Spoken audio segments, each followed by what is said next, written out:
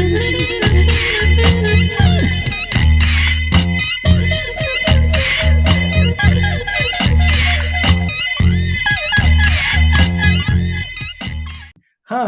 I'm Clarence Waldron. Welcome back to another exciting episode of Black Muse.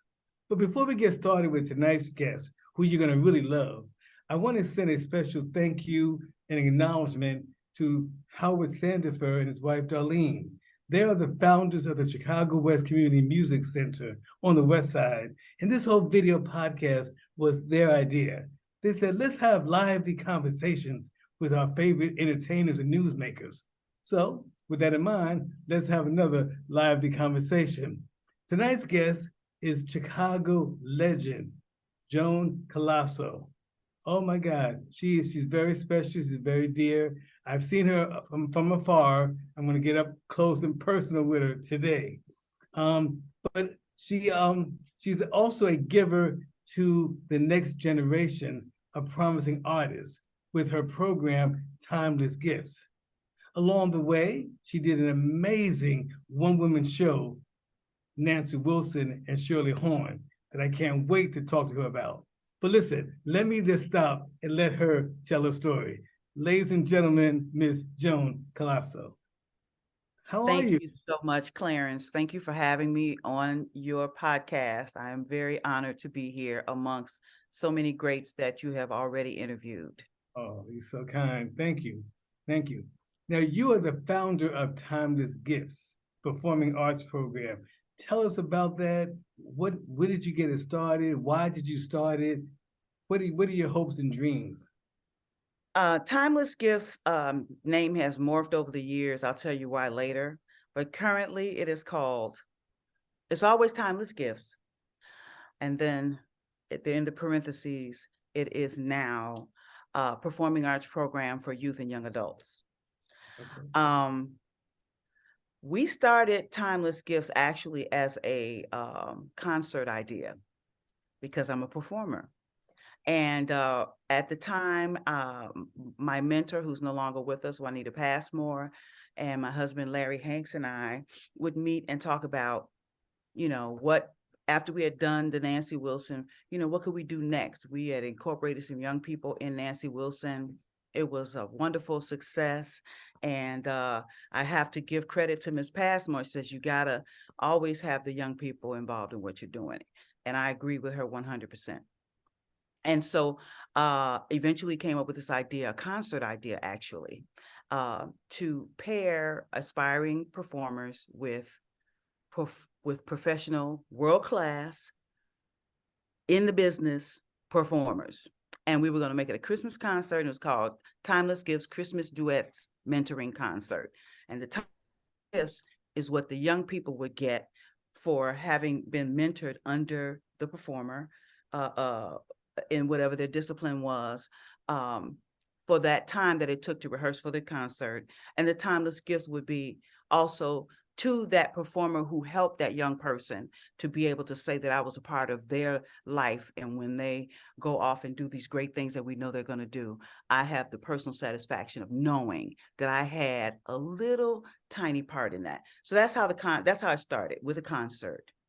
The concert was wildly successful. It was at Kennedy King College at the time in 2010. It was wildly successful, and more so than just like so many people came, but people did come. But it was just the feeling, the spirit, the uplifting, the tears, the laughing, the kids trying so hard, and the camaraderie on stage. All of that just tugged at all your parts. It just blew us all away. So we said, okay, this is it. We're gonna do this annually. And somewhere between December and February of 2011, it got impressed on my heart that that's just not enough. That wasn't enough. During that time, I'm sure you remember, and I know Howard remembers, that the arts were being taken out of the schools. During that time, it was really, really bad. It was just getting started. It was a thing. And that was a part of the reason why I felt like just having to parade them on stage and do a concert, even though I knew that this 2-3 weeks of rehearsal would be invaluable to them, rehearsing with professionals, but it just wasn't enough. So I said, I wonder, could we do like a program, a whole program where they get to study with instructors and rehearse for 6 weeks and then present this, ta-da, this program. That would be so much better, and we give them so much more and be so much rewarding for them. And a lot of my friends agreed with me. We formed a board, and I think in April of 2011, we became a 501c3, and the rest is history. That's how we started. Wow. Okay. So how many folks have gone through your program today, do you think? We've had quite a few. I was just being reprimanded by another very wonderful person because, I'm a vocalist. I am not a a person that keeps stats. So I probably need somebody like that in my group. But I would say about 500, I would say. Okay. And then the reason why we call it youth and young adults is because when they come to Timeless Gifts, they don't want to leave. They never leave. And I fall in love with them, and I don't want them to leave. So we have expanded the age and expanded the age and expanded the age so that they can always come back to us. So that's why it's hard for me to put a number on it. Okay. I know that you did a trip abroad with some of the children in the program, didn't you? That was one of the most amazing things in my life, and definitely in theirs. Some of those young people hadn't even been on a plane before, much less gone out of the country. We facilitated 36 passports. That was a feat in itself. And we coordinated so there were performers, young performers, and then that many adults in their families and that wanted to go with us. So there were 36 of us. And we did a week in Milan, 3 performances, and we visited 2 schools. And it was just an amazing experience. And they did so well with the concerts that we actually got invited back in 2020 for a 5-city tour, including Paris and Rome. And then COVID hit. Yep. And we couldn't do it. And it's been hit and miss ever since, like, oh, maybe 2021. No, COVID came back. Oh, maybe this year, but we started thinking about it too late. We might have been able to pull it off, but we're going back in 2023. All right. All right. All right. So you hold a bachelor's degree in music from Chicago State. How has that degree helped you in your career? Okay. So I was one of those students, and it's a testimony, right? I was not the best of students. I was very busy and active and social, and I was in all of the singing aggregations anywhere I went to college and all of that. And the last place I landed was Virginia Union University. And that's where my parents met, and they married and all of that. So I went there, and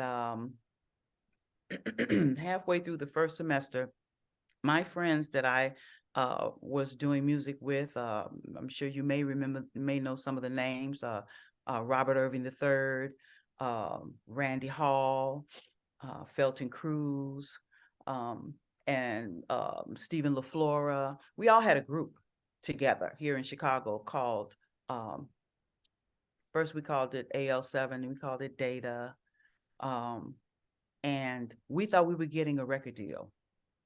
So I was like, Mom, Dad, sorry, gotta go. So I left school. And the deal did not go through, but then I started working. I started doing jingles, I started making all this money, and things were just happening. So that's how my life kind of went. And then I got married, and I started having children, and I did try to go back to school. And then while I was in school, I got pregnant while I was married. I got pregnant, and then, my crazy mind was like, I can't be in school. I'm already too old. Now I'm pregnant. I quit. So I was having, this is my testimony. This is what happened. Yes. And then I started, fast forward to 2011, I started Timeless Gifts, and all these young people that I'm trying to be in charge and tell them that they need their education. And I said, you can't do it. You have to go back. So I went back to school in 2016. Think about that. Yeah, yeah. Think about that. I went back in 2016 in the winter semester, and I used to post on Facebook, God must really have a sense of humor. He says, you're gonna do this for real this time. You're gonna do it in this cold, bitter wind. It was cold, but I made it through. And I made it. I graduated magna cum laude, and Yeah. I am able to say to my students, this is the most valuable thing about my degree, is that I'm able to say to my students that it is never too late to accomplish your goals. So yes, it gives me validity. Of course, it gave me more education and more knowledge about what a lot of things that I already knew, but I know more about it now. But the most valuable thing for me in my experience was to be able to, for my young people to say, man, Mama Joan went back, in her years and did that thing. That's a great story. Great testimony. Great testimony. Now, you also won an Emmy for a PBS special about Chicago. What was that about? That was like 1988, maybe? Yeah, that was back when I was, come on, let's do this. Yeah. I was working with the Kuumba Theater, Val Ward. Yes. Okay. And yes. Part of my background and why I am the way I am is Val Gray Ward and other people. So I had done several things with her. We went to Japan for the Sister Cities Festival. We did the Montreal Jazz Festival back in those days. And she decided she wanted to do this thing for PBS. I'm sure she had some sort of relationship where it was possible. And I was a part of that. And the name of the show was Precious Memories, Strolling 47th Street. And it was a documentary about all of the great music that went on in 47th Street and what happened. It was, a lot of interviews and interspersed with music. And it was just a beautiful piece. And I was just blessed to be a part of it. Everyone in the cast received an Emmy for that PBS special. Wow. Will that air again, do you think, on PBS? The last time, I don't know. The last time I saw it was actually DuSable Museum did a special screening of it a few years back. And that's my husband coming in the door. And I went there and they interviewed Val and all of that. So it was really more of a historical piece, but I haven't seen it on broadcast in years. Right. Now, you were on the show Empire. What role did you play? Were you just a vocalist, or were you? Tell me. I was just a vocalist. I'll have to start. I always try to give credit where credit is due. One of my dearest friends and brothers in the world and in the business is Jeff Morrow. And Jeff Morrow, after many years of doing many great things, producing vocals for people and not getting credit, he finally landed this job as the vocal producer for Empire. And I have been in, I can't even tell you, hundreds of situations with Jeff as the leader. And so when he got an opportunity to use vocals, he called us in. We call ourselves A-Team Chicago. And so we came in and we did this session. It was a session with Jesse. At the time, he was not, a buzzword. And we did the session with Jesse, and it was an episode, I think it was season 3 maybe. And he was writing a song and he needed background vocals. So we did the background vocals. And right in the middle of the session, the producer came in and said, "You guys are great. Do you want to be on camera?" And we were like, "Oh, of course we want to be on camera." So that turned into a 3-day shoot. And I think it was toward the end of season 3 for Empire. And then I came back over different periods and just sang background in the studio where I wasn't seen. But in that particular one, I think I was seen in 2 episodes. That was the end of it.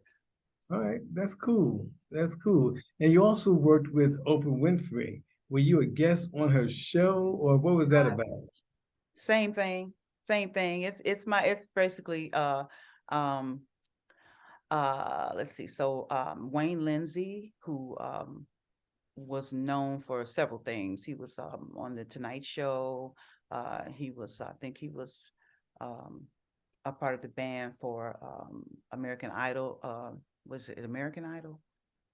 And all of Yeah, that. Anyway, he was hired to come to Chicago to do some music behind artists that were coming to be on a special.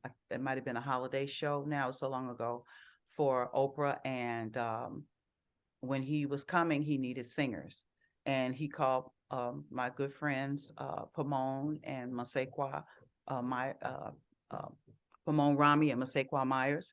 You know them, I'm sure. yeah. In Oh, yeah, them. yeah. And they said, "Oh, you need to call Joan Collaso." That's why I tell my kids that's a lesson. Don't burn any bridges, treat people with respect, do what you say you're going to do, be on time, have integrity and character, and people will remember you, and you'll get into situations. Not because you're so talented, because if you're talented and you're not going to be there when I say be there, I'm not going to call you. Exactly. I just went into a whole thing, but I'm just saying it was a blessing, just out of nowhere, they recommended me. And that's how I ended up pulling a group together to do several things on Oprah. We sang background for Mary J. Blige. I think it was a holiday special. Oh, okay. Andrea Bocelli was there. He did a duet with Mary, and we sang background vocals, and Sugarland was there, and we got to sing background vocals for them. I can't call her name. She plays piano, light-skinned, beautiful girl. Alicia Keys. Alicia Keys. Alicia Keys was there. We got to, sing. So we got to interface with those people and on the breaks and things, and sing background for them. And that was one. And then we did another one after that. They called us again because we did a good job and we showed up on time. Yeah. And Okay. mm-hmm. So now let's go to your one-woman show. It tributes Okay. Nancy Wilson and Shirley Horn. That had to be a beautiful moment. And you must have loved these two women as well. Talk about that. Absolutely. Well, I'm a daddy's girl, and my father was in love with Nancy Wilson when I was a girl, and I didn't appreciate it at the time, but I didn't understand. And anyway, so he was in love with Nancy Wilson, and in later years, I fell in love with her as well, just with everything about her as a woman looking at another woman singer, uh, her style, her beauty, her grace, and her voice, all of that. And then Shirley Horn was someone I discovered on my own and fell in love with her. And so by the time I got to 2010, that was the first time I did, that was like my year, I guess. That was the first time I had done the tribute to Nancy Wilson and Shirley Horn. My father had passed in 2008. So it was kind of a tribute to him. I think I may have said as much in the beginning of the show. And it was basically a one-woman show. I did have dancers. And the first time that I did it, I had about 13 people in the cast. I introduced Thaddeus Tukes on Vibes. He was, I think, 16 or 17 years old at the time. I had a young lady on violin that was 14 that was out of this world. Who knows? She might be in, who knows where she is now. And but it was a wonderful experience. My husband, Larry Hanks, always my MD, wrote out all the charts, and we did the full production, wigs, makeup, gowns, changing, and it was very, very well received. I did it a few times, and I may bring it back. It's a timeless piece, and I am very proud of the work that we put in to make that show successful. We did it at DuSable Museum. Great, great, great. So now when I think of Nancy Wilson, I think of her dear friend, Mary D. I would Yes. suspect that you also knew Mary D. Didn't you? Weren't you all friends?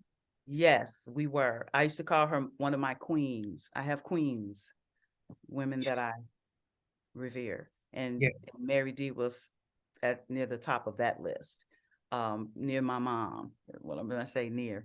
Um, and it's funny. I mean, I would see her places and we would stop and chat, but the bulk of our conversation were at the beauty salon.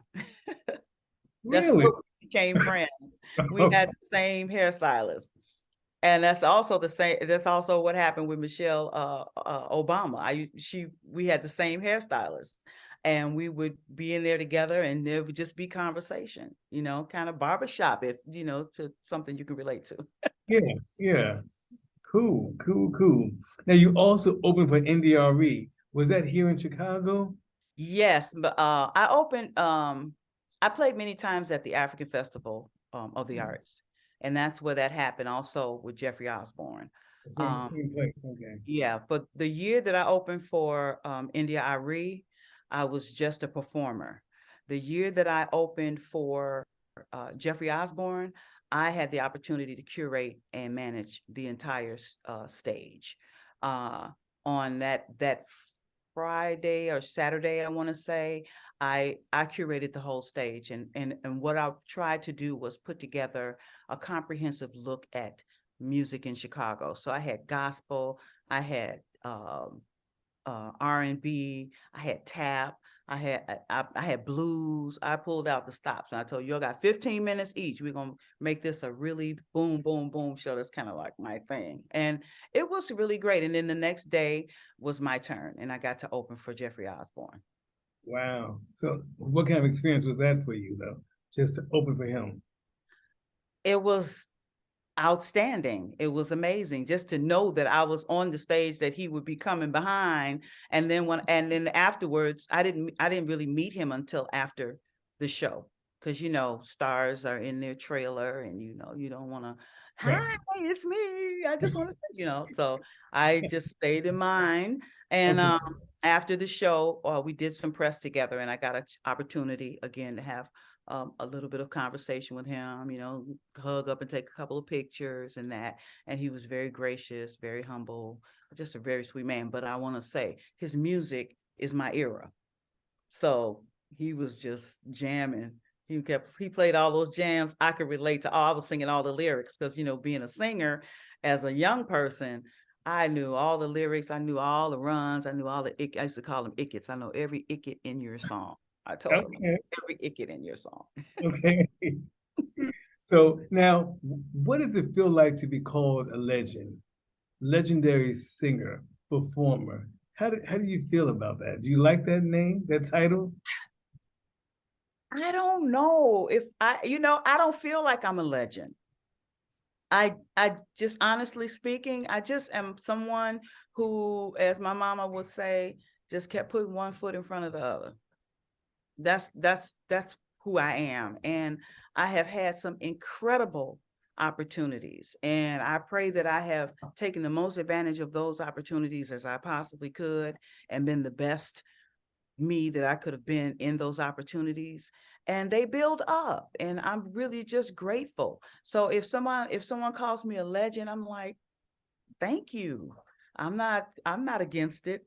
I'm not gonna say it makes me feel old. I'm just gonna say thank you. You're funny. You're funny. Okay. All right. All right. Let's keep on going. Okay. Who who or what inspired your passion for music? I'm sure the little girl or whatever. Tell me Yeah, about I have to say, I have a similar story to a lot of African American singers. Of course, I started in church. Yes. And my mom was like many Black mamas back then. You couldn't sleep in church. You may as well not even try it. Get up, put your clothes on, we're going. And so, that was kind of like, going to church, until you get older and you understand about, and God for yourself, it's kind of like that. And then, but what drew me and what I happen to know is before you may even get a sense of what what your relationship to anything is going to be. If you can make it fun, they'll come, and they grow as they go. So that's what happened with me. I came to church like, okay, she immediately, so my daughter can sing, so she put me in the choir. Okay. She did the right thing. So now I'm beating her getting up because I want to go sing. And so that was that. But my inspiration for singing jazz came from my dad.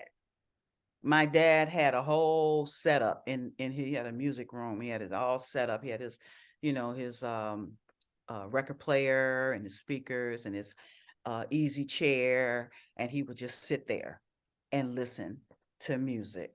And I would, he only had one chair in there, so I had to sit on the floor. I would sit on the floor and listen to music with my dad. And my father, his name is James Madison Walton Sr. He was a circuit court judge in the city of Chicago. Oh, really? Yes, and he had a long journey before he got to that, but people know him as that, James Walton. And we lived on the west side, 3911 West Gladys. And I went to Original Providence Baptist Church, which is currently at 515 North Pine, and I go visit every now and again. So I'm west side. Don't get me wrong. I live on the south side, but I'm west side.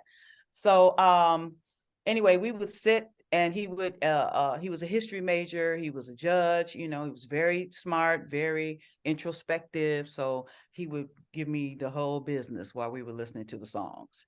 And being there with my dad and having those precious moments, I think as a kid, contributed to the feeling that I feel when I hear music, especially certain music like jazz, because I got it from him. And so I think he was the start of it. I think my mom taking me to church, and then the experiences with my dad, and then the mentors that I had along the way, Lena McLean, Val Gray Ward, Frank Suggs when I went to college. Yeah, but that was the beginning of it. Wow, that's amazing moments. What was your big break? Was it the TV and radio commercials that you did that sort of gave you the beginning of your career, or Yeah, big break. I had a lot of breaks. Some of them you call big. Just there's not like, I'm not I'm not a Michael Jackson. I'm not that type of person. I am a working musician and proud of it. And so I've just had a lot of breaks and a lot of opportunities. I can't identify for you one that seemed like it was more important than the other. Well, yeah, getting called to sing background for Stevie Wonder. Okay, that was my big break. Yeah, getting called to sing background for Aretha Franklin in the last year of her career, and then being called to come and honor her at her funeral service, along with my compadres. Those types of things, more so than this big break and then I was a star. I don't have that story. I got you. Well, actually, my next question is performing with the masters, Aretha Franklin and Stevie Wonder. So with Aretha, what was it the last year tour that you were on? I know you sang at the funeral because I saw you there. I know you were there. Okay. But yeah, so with Aretha, what years were you on the road with her? I want to say we did our first concert with her in 2016. Now she wasn't doing a whole lot because she had been sick. The concert that we did with her, and it was in Boston, and I want to say it was 2016. I could be lying. It could be not lying, but mistaken. It could have been 2017, but certainly not past there. No, 2016, because she passed in 2018. So it was 2016, and it was in Boston. She had been ill and had to cancel several concerts, and she was ready to start again.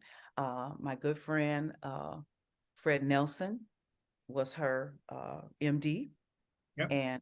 And also Chicago, and he called us and said, she's ready to go back on the road. She had she could have whoever she wanted as a singer or as a band member, or sing wherever she wanted. She was the queen. She was the queen, real. And she knew it. We knew it. She knew it. So when she decides she want a whole new band and some new singers, that's what she got. So that's how we got in. She wanted a whole new thing. And so we had to go in the studio. We went in the studio with Fred and we sang background to some of my beloved Aretha Franklin songs. Like, okay, let's sing these. And he presented the recordings to her, and she said she accepted us. And so we did the first thing in Boston. And after that, we did a few. You know, she wasn't doing a whole lot. The last concert I did with her, I remember we went to Poughkeepsie. We went to Mohegan something. And something, yeah, that was a 9,000 seater. It was packed to the gills. And what's the gentleman's name that produced Alicia Keys? What was her producer's name? Got me. He was in the audience. He also had worked with, his name may come to me before the end of the but he was a big deal. He was there that night. And the last concert that we did with her was actually in Chicago at the Chicago Theater. Oh, okay. Yeah. Okay. I think she did one more that we did not do before that was her last concert. I don't think she did any more after that I know. Right, right. She was a consummate professional. She never came to rehearsal. She no? recorded everything. And she was a musician, so you couldn't get away with anything with her. She recorded everything. And in my imagination, because of how pristine her performances were, she would change her, you know, she didn't do the same show. She had all this material. She could pick, you know, so she would say, I feel like I'm going to do this time. And then we would do the rehearsal. They would record the rehearsal, present her with the recording or make a phone call. And then she would make the changes she wanted to make in the singing and in the band, because she was a musician. And then in my imagination, I see her in her home or in her hotel, listening to those recordings and singing, and because she was so perfect every single time. She was perfect. And then, you know, even stories that I've heard about her, they say she had one day to learn it and she showed up and she was perfect. That makes me know that she was the consummate professional. She worked it and worked it and worked it until she had it perfect. So that was the thing. And then she was also, she loved the Lord, and she made that clear in every single performance. And she always came to the piano at a certain point in her performance and played and thrilled the people. You know, the first one that we did was the one that sticks out in my mind, because I had to sing the high note on oh Lord. Ain't no way. Ain't no way. I had to sing the high note, and I was the alto. But they were like, you're gonna have to do it. If you can't do it, we're gonna get somebody. I was like, I can sing the note, but I'm the alto. So, but yeah, I had to sing that high note, and I just couldn't even settle myself, because this is my first time. I got to sing high note, and once we got past that song, it was fun after that. And then she came to the piano and she did Bridge Over Troubled Waters. I was like, oh Lord, I'm not gonna make it. Don't put the camera on me, because the tears were coming. I looked down there, everybody was crying. I said, Aretha was crying, we were crying. I was like, this is ridiculous. It was just, it was really something. I'm feeling that thing now. Say it again. I said, I'm feeling it now. About to start crying now. It was beautiful. Yeah, you got great memories. So how about Stevie Wonder? How about him? What did you do with him? Stevie Wonder, okay, we were allowed to come and sing. In addition, he had his own background singers, okay, that traveled with him. But there were some numbers that he wanted a choir feel. And that's how we got the call. He had his background, the singers from New York knew a friend of mine here in Chicago. And he put a group together of us. I think there were 5 or 6 of us. And we sang da, da, da, da, da, da, da, da, da, da.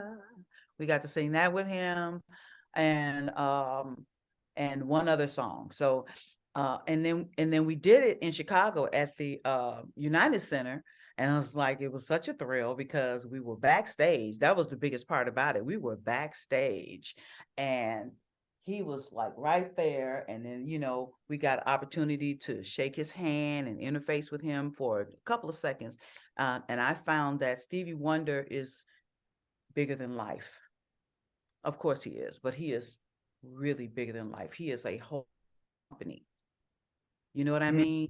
Yeah. And if everything was very much like almost like a TV show, the way that it was organized and run. You over here, this person is going to iron your clothes if you need them. And then, it was it was a well-oiled machine. And, but the greatest pleasure for me was to be on the stage with him, singing those few songs that we got to sing behind him. And then being able to stand right there and look at him sing and see the emotion on his face when one song he sang, and I'm gonna have to go back and look through the album. He got so emotional. I tell you, that's the thing. If it's not in your heart, you're not gonna touch one person. You can sing riffs until your neck falls off, but if it's not coming from your heart, that man, that he's feeling it all down in his bones when he sings. And so that was the best part, not having to see it on the screen or not being way back in the concert, but being right there to experience. And he also had Indy Irene on that tour with him. Oh, okay. Yeah, Okay. so she sang every night. And so we did the United Center, and I thought that would be it, but we got called we did a couple of performances, one in Detroit, I think, and then another one in Ohio. So, Wow. yeah, that was a great experience. It really was. Oh, And yeah. then the last time, they plan out who he's going to interface with, because there's so many people. Everybody wants to be there with him. You can't just bring Stevie Wonder out and let people have at him. So you have to say, okay, tonight, these people are going to get a chance to be with him. And tonight, these people. So we got our night. One night he came and he took pictures with us. And it was very planned. It wasn't impromptu at all. Very planned. Tonight is your night. Be there, be square. Take this picture. Say what you got to say. That's the way it was. And then one time when we were I think we were in Ohio, he walked to the stage with us. And that was really a thrill. He walked to the stage with us, his people all around, and we all walked together. Usually we walked by ourselves and he came separate, but they planned it. And we got a big circle together and we prayed, and he spoke to all of us, and he told us that he really appreciated us. I was like, wow, yeah. So he definitely makes sure that people know that he appreciates what's going on, and he's not so big that he can't, let you know that you good too. Yeah, yeah, yeah. So I'm going back to you, and you have, I believe, 7 CDs to your credit. Are you working on something new for us now, or you're not going to say? Well, no, I'm gonna say no. Not right now. We have a lot of new music in the can. I am considering several things. When I look at the span of my career, my life, the things that I have done, the things I've had to do, that I wouldn't, I guess, necessarily have done had I been the queen. And I'm to a point now where I'm trying to decide, am I going to stop doing things that I don't want to do anymore? Or am I going, because as a singer, you can only do you, or you can be a working musician, which is what I am.